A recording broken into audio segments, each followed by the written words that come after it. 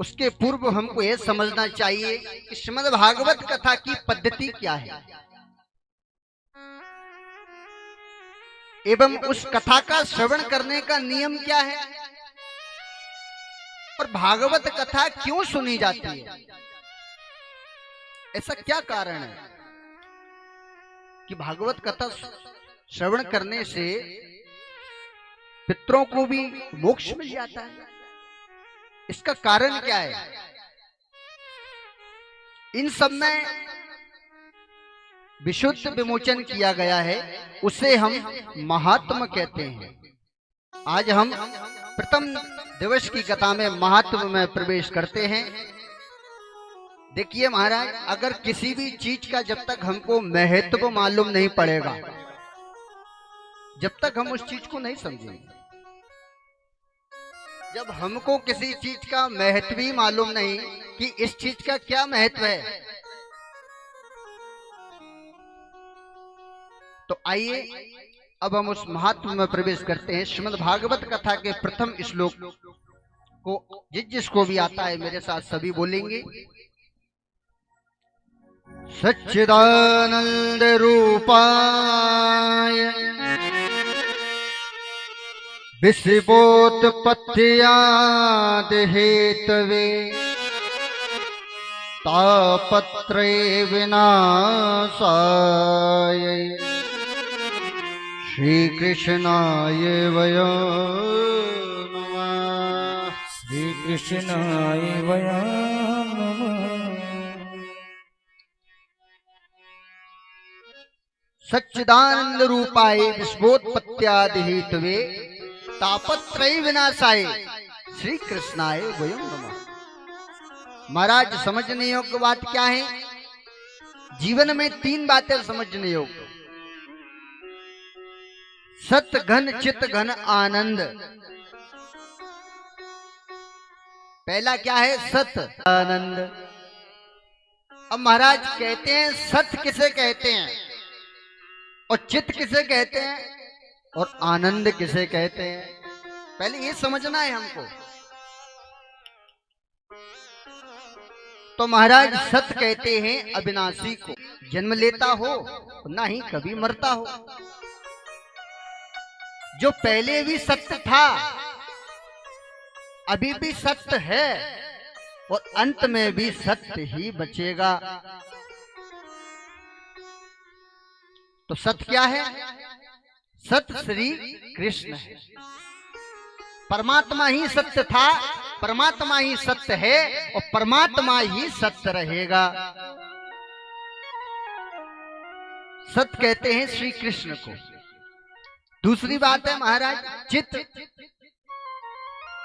चित्त किसे कहते हैं? चित्त कहते हैं प्रकाश को। जब हमको अगर कोई पुस्तक पढ़ना हो तो हम ट्यूबलाइट या लाइट का प्रकाश करेंगे, जब भी हम उस पुस्तक को पढ़ सकते हैं।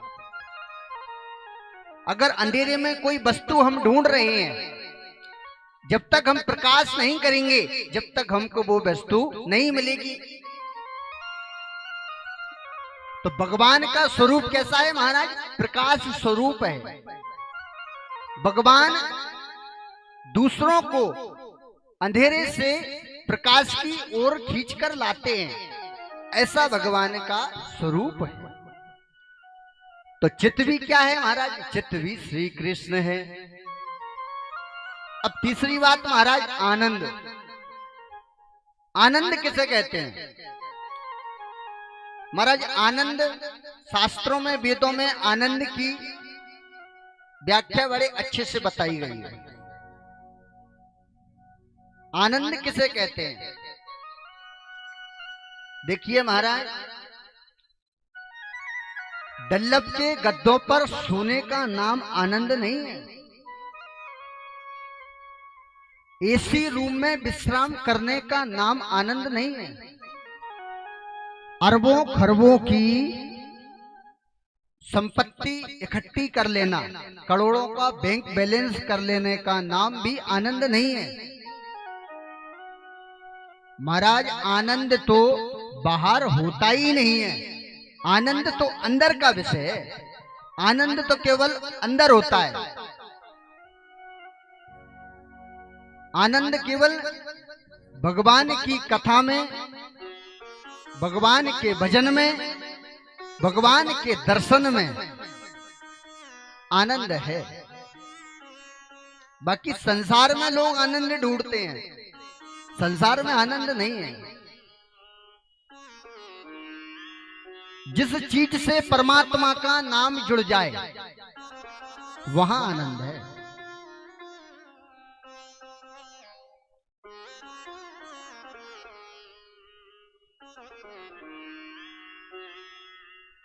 विश्वोत्पत्त्यादिहेतवे, जो विश्व का पालन करते हैं, पोषण करते हैं और अंत में लय कर देते हैं।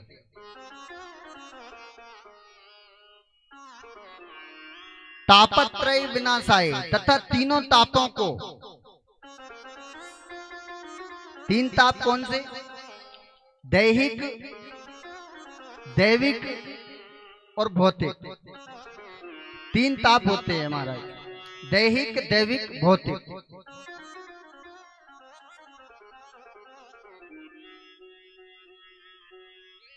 तापत्रय विनाशाय श्री कृष्णाय वयं नमः। दैहिक, दैविक, भौतिक ताप राम राज्य काहौ ही व्याप। तीन प्रकार के ताप होते हैं, दैहिक, दैविक, भौतिक। तापत्रय विनाशाय श्री कृष्णाय वयं नमः। ऐसे से सच्चिदानंद भगवान को हम सब प्रणाम करते हैं। अच्छा, इस पंडाल में आज सभी माताओं से, सभी भक्तों से एक प्रश्न पूछूंगा कि इस संसार में पूर्ण रूप से कौन सा व्यक्ति है जो पूर्ण रूप से सुख है, पूर्ण रूप से सुखी है? अच्छा, आप इतने लोग बैठे हो, आप में से कोई पूर्ण रूप से सुखी है क्या? जिसको किसी चीज का दुख ना हो, है क्या कोई? महाराज, किसी ना किसी को किसी ना किसी चीज का तो दुख लगा ही है। किसी को बहू का, किसी को बेटे का, किसी को धन का, किसी ना किसी का दुख तो है। इसलिए शास्त्र कहते हैं क्या? कोई तन दुखी, कोई मन दुखी, कोई धन बिन रहती उदास। महाराज, कोई धन के कारण से दुखी है, पैसे ही नहीं है, क्या करे? और कहते हैं क्या? थोड़े थोड़े सब दुखी। तो कहते हैं गोविंद, फिर सुख किसके पास है? सुख है किसके पास? सुखी राम के दास, सुखी राम के दास। सुख है महाराज, लेकिन परमात्मा के दास के पास में है सुख। कोई तन से दुखी है महाराज, कोई मन से दुखी है। तन से दुखी कैसा महाराज?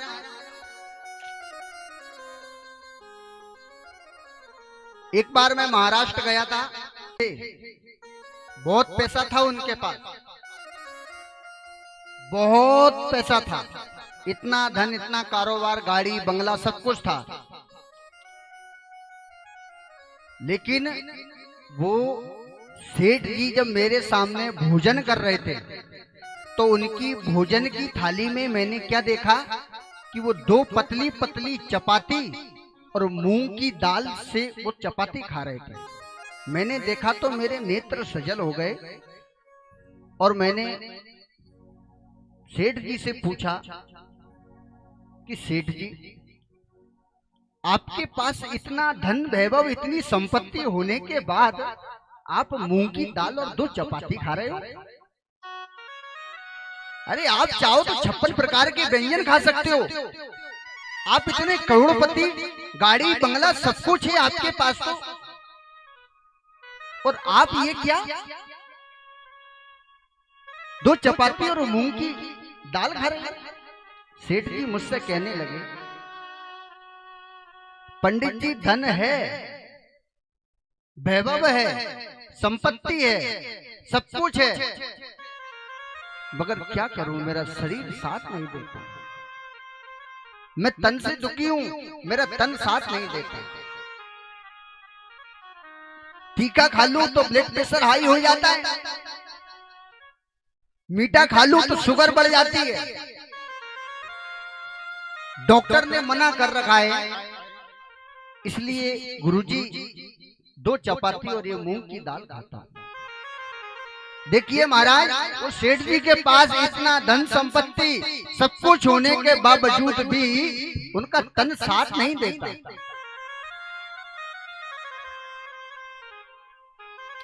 तो कहते हैं, कोई तन दुखी कोई मन दुखी।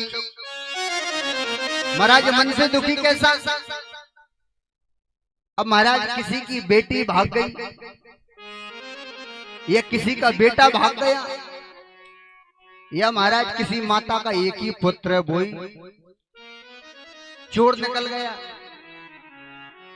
डकैती करने लगा, तो महाराज मन उदास है। अब धन संपत्ति सब कुछ है, तन भी साथ दे रहा है, मगर क्या करें ऐसे धन का और ऐसे तन का, जब मन उदास है तो। इसलिए कहते हैं महाराज, कोई तन दुखी कोई मन दुखी, कोई धन बिन रहे तो उदास। महाराज धन से दुखी कैसा? एक मिस्त्री, एक बेलदार सुबह से निकलता है, महाराज मकान बनाता है, पलस्तर करता है, ईंट लगाता है, तसले डालता है, शाम को क्या मिलता है महाराज? 300 400 500 रुपए। खुद खाए, बच्चों को खिलाए, पत्नी को खिलाए, घर चलाए, क्या क्या करे, तो महाराज वो धन से उदास है। इसलिए कहते हैं महाराज कि संसार में थोड़ा थोड़ा दुख सबके लिए है, और सुखी अगर रहना चाहता है कोई तो भगवान के दास बन जाओ। सुखी राम के दास, सुखी केवल परमात्मा के दास है। इसलिए महाराज इस व्यास मंच से मैं आज सभी भक्तों से कहूंगा कि अगर कमाना ही है तो राम के नाम का धन कमाई, क्योंकि आपके साथ तो केवल राम का नाम का धन ही जाएगा। अच्छा, चाहे इतनी संपत्ति धन दौलत इकट्ठा कर लेना, अंत में कोई लेके जाएगा क्या? कुछ भी नहीं लेके जाओगे महाराज। जो शरीर में वस्त्र पहने हो वो भी यहीं उतर जाएंगे। महाराज मुट्ठी बांधे आए हो, हाथ पसारे जाओगे। इसलिए संसार में धन वैभव इकट्ठा करने में समय को बर्बाद ना करिए।